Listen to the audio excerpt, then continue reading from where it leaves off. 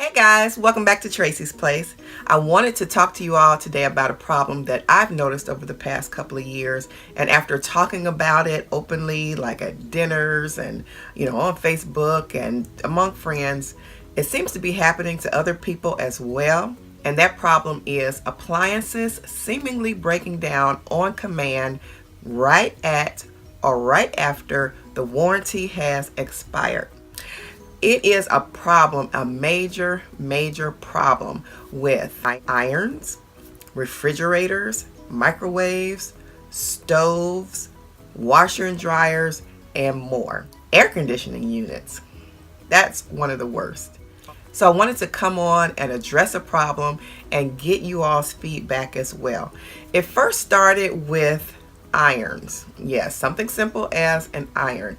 We were going through irons back to back to back to back. It seemed like every year or every year and a half we needed a new iron. And I said, back in the day, our irons lasted for years. My mother had the old-fashioned standard Black & Decker. Black & Decker iron. It was silver plated and the body was silver or chrome or and the handle was black and had the little blue circle around the top, I believe, where you put the water in, and it lasted forever. So then years later, now they have all the fancy irons, non-stick, cord rewind, steam, all the good little bells and whistles that you want in an iron. But after a few years later, after they've been coming out, it's also getting to where they break down very fast. I go, oh my goodness, what in the world? And so that's when I got to Facebook and I was asking about different irons that people would suggest. And a lot of people was saying that they still had a good iron, and this was years ago. They still had a good iron. They recommended some. So you go to buy those irons years later that people have actually bought them. So I go to buy it at my local store, and I go through Tefal, I go through Black & Decker, I go through Sunbeam, Panasonic. Yes, Panasonic has an iron. I thought they were only TVs. Hamilton Beach, and even Rowenta. Rowenta is supposed to be one of the top-notch irons. So I went to buy one of those. It didn't last long either. And I said, oh my goodness, so what are we going to do? So we ended up buying something totally different than what we would have normally bought. And I'll get to that in the end of the video. Okay, so what do you do when your refrigerator, that beautiful chrome refrigerator that you bought, and it's supposed to last you for years, or you want it to last for years, but after 7 years on the mark, after the warranty, it clunks out? What do you do with that nice new stove that you got with the computerized panel and the self-cleaning and all the bells and whistles? What do you do when that $1,200 appliance goes kerplunk? And let's not even begin to talk about the front-loading washing machines. A couple of years ago, we had to buy a washing machine. We ended up getting the LG. Now, mind you, this is a good 3-4 years ago. And we've had a couple of issues, but not anything minor. I would still recommend the one that we have. But years later, now, people are complaining that they don't wash clothes like they should. They don't get the smells out. They're not really coming clean. And, the list goes on for other appliances. So you may say, what's going on now with the major brands? Truth is, they just don't care anymore.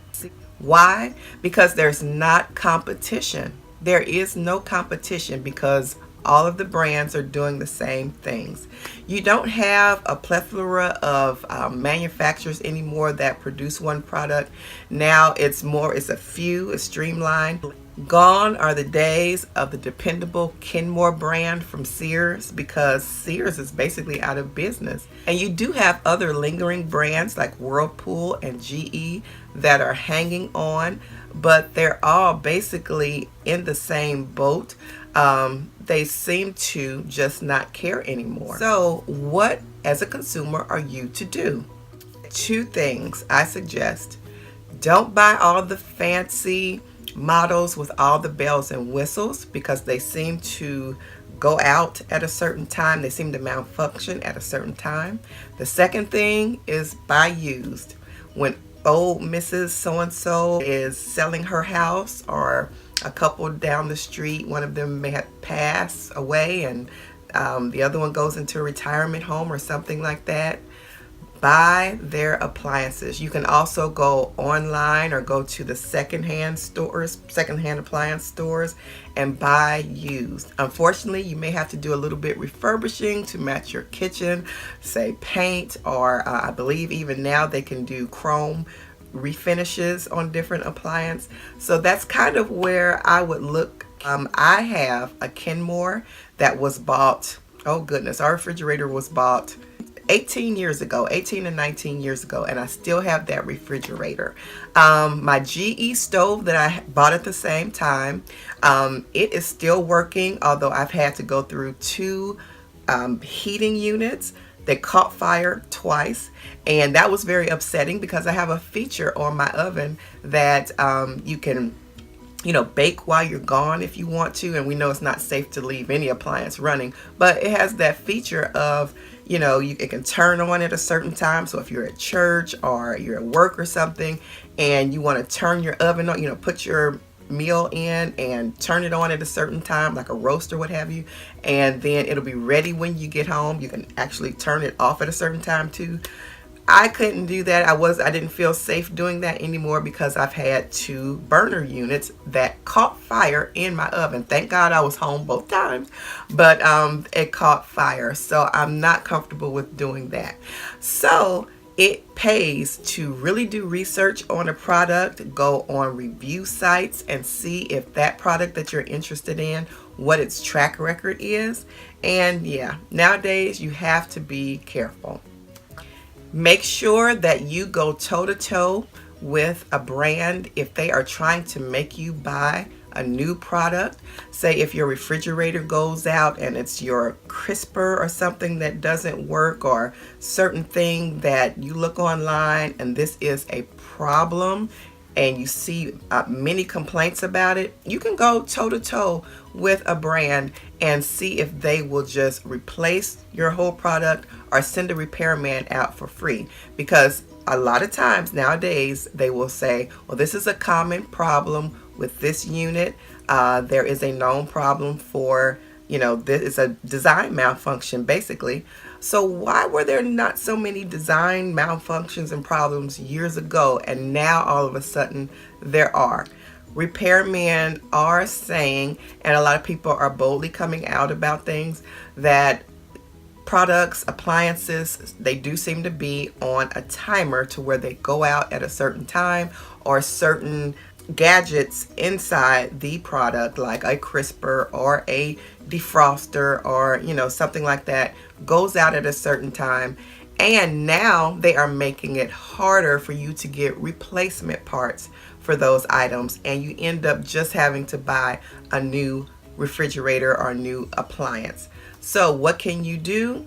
When it is a known problem and there are a lot of complaints about it, you can, like I said, go toe-to-toe with a brand to see if they will replace your appliance or at least get a free service call. So what did we do about our iron issue? We went back to the old Black & Decker standard model. Now this isn't from years ago with the silver plate and everything, but we went to just a standard Black & Decker. I think this was like $9, and this has lasted longer than the other irons that we have gotten with the non-stick bottoms and the steam that you can just press and it, you know, steams your item, your garment. This does not have a self-retracting cord. It does not have automatic shut-off and all of those bells and whistles. So yeah, sometimes we have to go the old-fashioned route and spray our garments with water out of a spray bottle to get the wrinkles out super good. But hey, that's what you have to do in this day and age. Go to basic or go old. All right, guys. So be careful when you're out there buying appliances and products. Go online, check reviews, and yeah, be careful not to waste your money. All right. Catch you back here next time on Tracie's Place. Bye.